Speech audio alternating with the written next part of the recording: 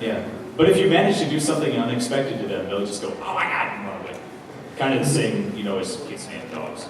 So this is, I would show off something more difficult, but I can't guarantee we won't spend the rest of the panel with me struggling with this. Because anyone that remembers the very first panel we did when we played Shoot the Bullet back in 2009, I spent 25 minutes as I getting my ass kicked by Cheerno. Okay, so it does stop. All right.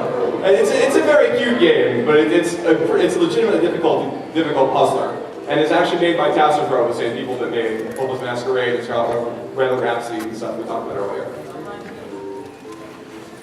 All right. So which one's I win next? Okay. Oh, actually, wait, it is 8:20. And actually, Juhani, can you join with them? Yes. All right. So a few folks are now going to go down to the game room and help get everything set up. So that's where these folks are going. So thank you very much for what you guys.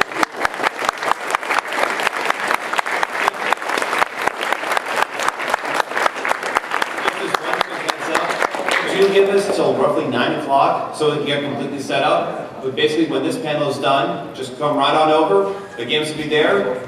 Join in and play. It's happening. It's happening! It's on.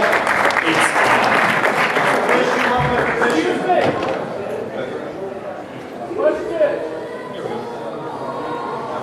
What's this? Guys, we have a question. Oh, good question. Yes. Are the Toho games going to be available on Sunday? Would you have stuff set up on Sunday, you think? I would investigate. Use this mic on that one. I will investigate and see if the game room was willing to let me set up a second time on Sunday. As it is right now, I do not know. If there is enough interest, as in a lot of people show up here tonight, I will certainly investigate it and talk with the games room management to see if we can set up again for another round tomorrow. I will announce somewhat as soon as I can to everyone who is there if we are going to have a second round on Sunday. I will try, guys. I'll try.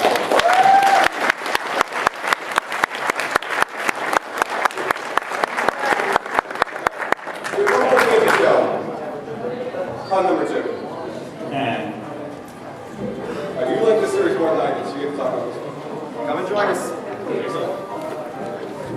So this is one of Strawberry Boses games. They typically focus a lot on RPGs, which is something that's only covered so much by a lot of fan games.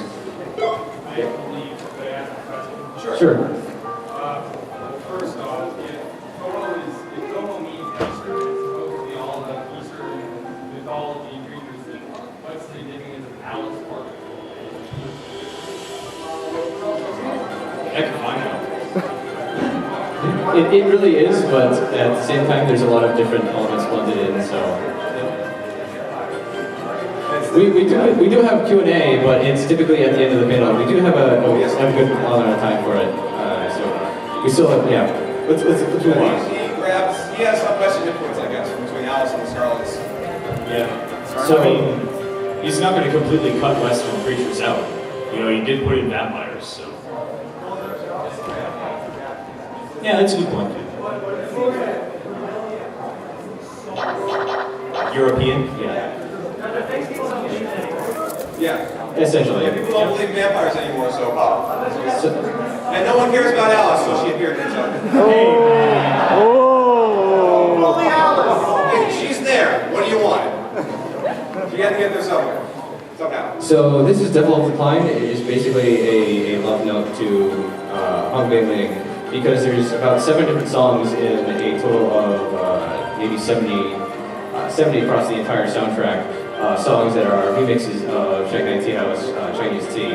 And she's actually one of the playable characters, and she's actually almost broken in comparison to the other ones. So I decided to go a bit different. The other characters available for their different scenarios are they appear much more frequently in Reimu and Yukari as well. And this is one of the RPGs I've been playing lately. It's also the artwork is done by Aqua Plus, who do the Fushigi no Gensokyo series, I believe. Anyway, it's a bit different, and also if you know Geniuses of Heroes, which was headbangingly hard, this is a bit simplified in a number of different ways. First is there's a lot more flexibility in terms of what you can do with your characters and have them not be specific and serve one specific role, and you can get through boss fights with different characters instead of relying upon Alice because she can get hit by a Mack truck and not move, while other characters just fall apart if they get hit by a stiff breeze. So instead of a lot of character specific skills, there's a lot more flexibility. Instead of specific types of magics, there's Shikigami, which appears in different forms. Here's Ran as an actual Shikigami, with different types of spells and such. And they each provide their own stat boosts. So they're very similar to Espers in Final Fantasy VI. I would say they're very similar to Guardian Forces in Final Fantasy VIII, but Final Fantasy VI was a much better Final Fantasy game.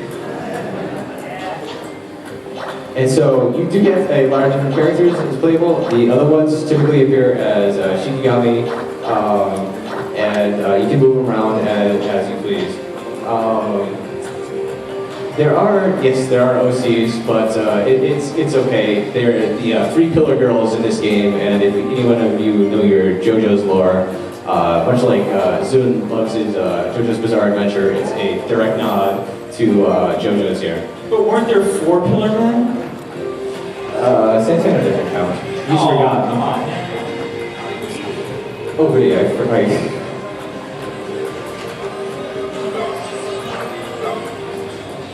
So you get to go, Insokyo is broken up into these, yes? Oh, geez. So there's a long and storied history of Strawberry Blues games as well as their difficulty to patch. And Jesus of Heroes took ages to get a really official patch. This one is getting one very shortly. I mean, there's only so much you can understand if you are not a native speaker. Good luck looking at these. There is a patch in the works, and it's been in the works for quite some time. The problem is, everyone who works on a patch is not being paid gobs of money, and thus they have life outside and cannot just spit this out and be done with it. Coding issues, translation stuff. So one is being in the works. I expect there's more work to be completed on it now that school is out and people have a bit more free time. So it's been in the works. This is a almost 2-year-old game at this point, and I put it off last year because I was hoping for a patch this year, and it never happened. But it's a lot more comfortable than Geniuses of Heroes was because of the flexibility, yeah, it does, but only so much. So each of the different characters, there's a lot of flexibility, and one of the nice things is you can really customize your characters with what they do. So I have Moko here a bit more specialized with swords than some of the other ones, and thus she can use more sword-based skills. Nitore, I gave her a hammer just because I can. And she uses more hammer-based skills. There's differences in the different types of weapons and how their accuracy works and how their skills work, damage, different things like that. So you can actually use your Shikigami to cast the different spells, and each one comes with different themes, different types of moves. Yamame, being a spider, has a lot of different burst moves.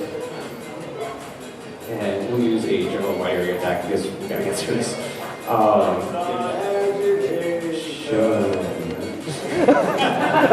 And so the different characters, well, they do have base stats that are typically geared to or themed on who they are.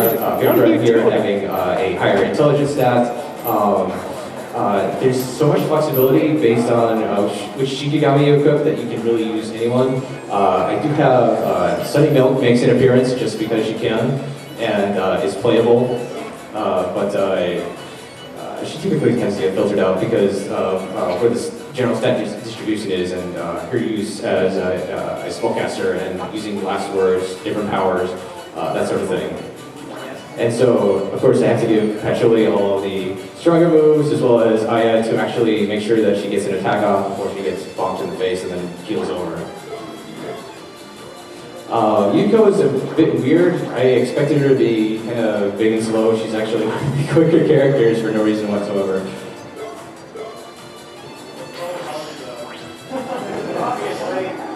And so all the different characters and moves have their different weaknesses. Good job, Patchouli, not getting knocked over. You'll notice that here's remix number 2 of 500 for Chinese Tea House. The different, when you finish battles, you get experience per usual, but your Shikigami level up, they gain these spells, abilities, their stats go up, so when you equip them, you get boosted stats. And more spells means you can manipulate the battlefield a bit more, and part of it, what goes into it, is that there is a blend effect where if you cast more fire spells, your firepower goes up, but so does the firepower of